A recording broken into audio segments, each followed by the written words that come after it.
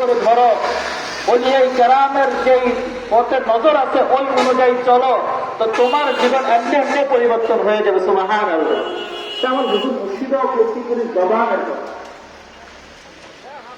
এই দরবারের যারা সালকিন আশিকিন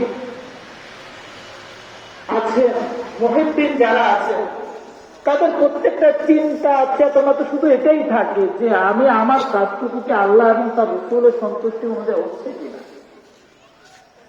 এই জন্য আমার আজকের বিষয়টুকু আমি ঠিক করছি যে চরিত্রবান, আখলাক এবং চরিত্র, যে একজন তরিকতওয়ালার চরিত্র, আখলাক চরিত্র কেমন হওয়া উচিত।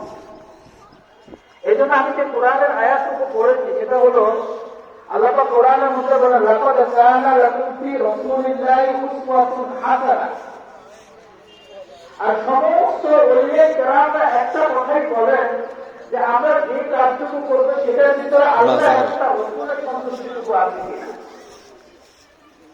এখন আমি যদি তরিকতওয়ালা হই, আমি যদি আমার মুর্শিদের কাছে বায়াত প্রাপ্ত করি, তাহলে ওনার যে তরফ, ওনার তরফটুকু করে যখন আপনি ওনার কাছে বায়াত করে দেবেন, ইসলাম সলাতি ওয়াসুলি ওমান জায়গা ওমামাতি আয়াতগুলো দেখে কি বলতেছে, কুল বিনা আল্লাহ বলতেছে বলো ইন্না সলাতি ওয়া নামাজ ওয়া নুসুকি দরবার শরীফ ওয়া মামাতি লিল্লাহি ওয়া সমস্ত কিছু আমার ধান করছে, সব কিছু আল্লাহ।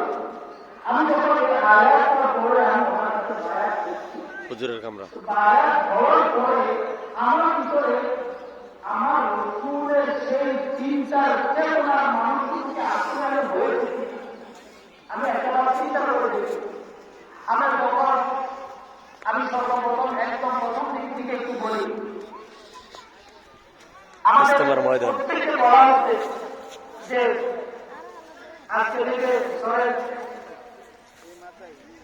মাহফিলের যেদিন শুরু হবে, প্যান্ডেলের যেদিন খুঁটি লাগছে, সেদিন আমাদের প্রত্যেককে ভাবব, আমার মাদ্রাসা আমরা আগামী দিনে করার মধ্যে সকলে একসাথে আসবো ইনশাআল্লাহ। এভাবে আমার আমার দাওয়াত ফুল ময়দান।